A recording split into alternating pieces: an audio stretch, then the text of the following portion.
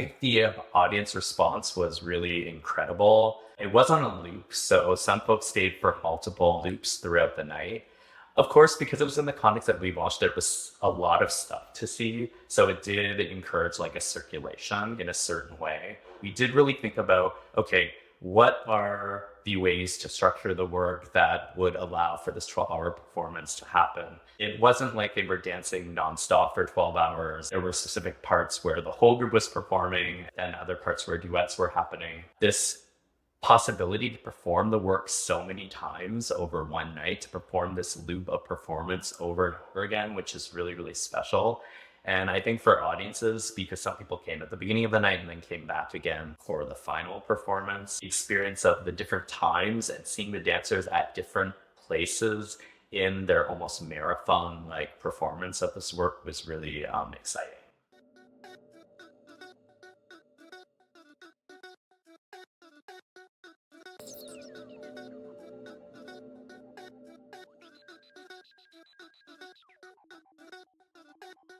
It's interesting because I think we are building a different type of dance audience here at CDT, especially with works like The Magic of Assembly, because it is a work that involves not only myself as a choreographer, but also the practice of street dance and pucking and whacking artist Ashley Colors Perez, and then also bringing in the music of electronic music duo Loud, who are really well known in the Toronto electronic dance community. Been making work for more than 25 years. Yeah, I would say that in contemporary dance, works are often only presented one time.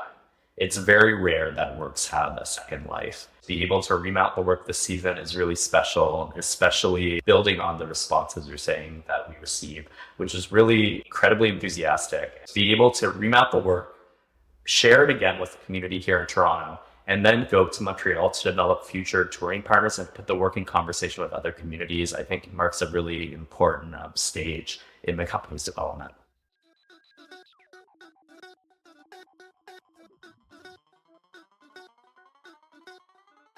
I mean, it's really satisfying to me. I am always trying to create spaces that are non-homogenous. The reality is, especially with contemporary dance, it can become so niche that it becomes the dancers are just showing work to other dancers and other artists. I think it's really exciting. We can create a space where different types of folks can come together to experience live performance. I feel like all of the work that we've been doing with a lot of our productions is in this kind of spirit. And I feel like when you come into the space here, you really feel a vibe, which I think is really important to build a kind of culture around dance and performance making, which isn't just about seeing the performance itself, but it's also about the people who are there. It's also about the energy of the space. It's about the sense of being in community with each other.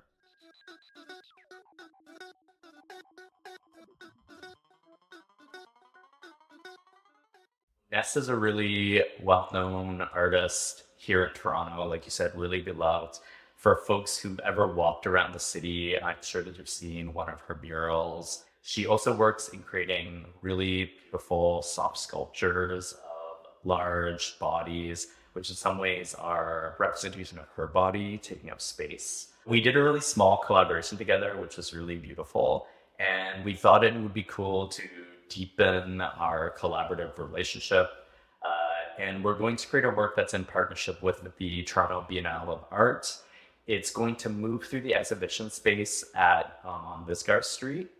And it's going to involve 7 company members who are going to work with Nessa's soft sculptures, creating a kind of like soft, gentle parade throughout the space. And I'm most excited because we're using a lot of Ness's new works that are inflatable sculptures that kind of give like a bouncy castle kind of vibe to them. And they have a lot of movement from the air that rushes underneath the sculpture. So we're playing with like inflating and deflating sculptures and working with ideas of, as for sculptures are bodies, like working with the dancers to handle the sculptures with care, bringing to mind ideas of queer intimacy. Really excited about this project. For this first collaboration with the Toronto Biennale of Arts, I also think contemporary dance and performance, especially over the last, I would say, 10, 15 years, has been developing a really strong relationship to performing in spaces outside of theaters, like galleries, like museums. I show my work in visual art contexts a lot, so I'm really happy for Cheap Keep to also be showing their work in the context of the Toronto Biennale of Art this year. I always approach it from a space of conversation. In doing these types of collaborations, I feel like there's lots of things that we learn from each other when we collaborate. I think that, the visual art world, both in terms of like visual art sculpture itself, or if I'm thinking about even visual art, performance art, they have a different type of attention that is possible in their spaces.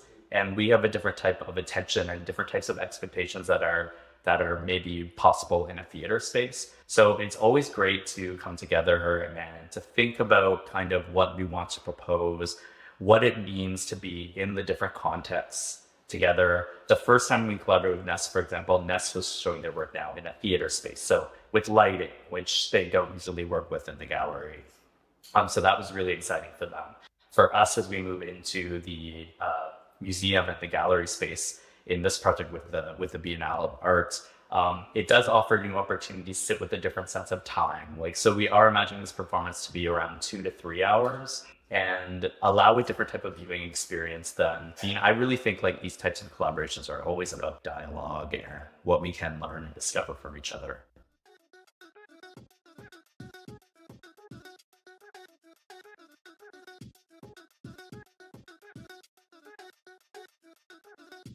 Space Rider is a work that's choreographed by Fran Shidnoff in collaboration with costume designer Angela Cabrera and longtime collaborator of Fran's, Driftnote, who is a really great Afro-Indigenous multimedia artist who we've also been collaborating with on all of our season imaging for the past 3 seasons.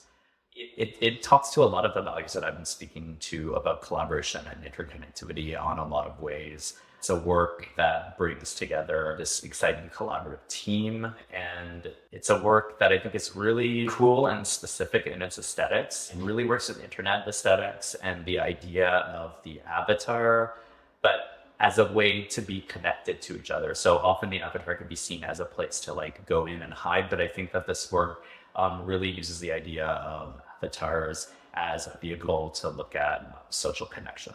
The experience of Face Rider is really interesting because it is very immersive. The audience sits 360 around the space and is really close to the performers. I think it's also quite rare to be that close to performers in space.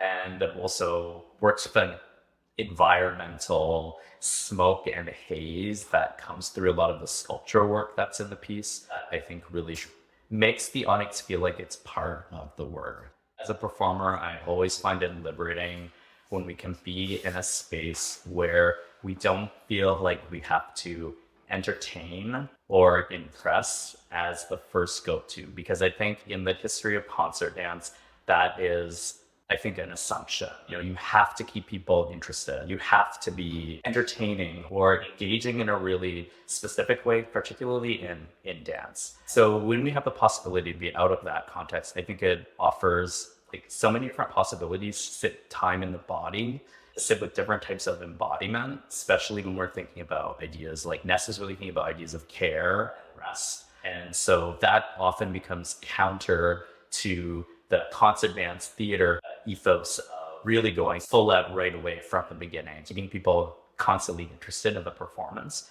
And I think it offers new possibilities for the audience as well. Asking people to sit with things for a different amount of time allows people to feel things differently. It allows a different type of engagement in the work that I think often isn't possible when you pay for a ticket, you sit down and you're expecting to be delivered something immediately, right? And so in these types of formats, I think that it just allows for a different way to engage with the work. Yes, it's a 3-hour performance, but it's not like a ticket performance where you might feel bad if you left the performance or like you would in the theater. You could leave at any time. You may experience the work for 5 minutes and then go look at the rest of the exhibition, then come back to the work. You may sit with it for 3 hours. I think all of those things are possible, and I think that's one of the really exciting things about being able to present in a context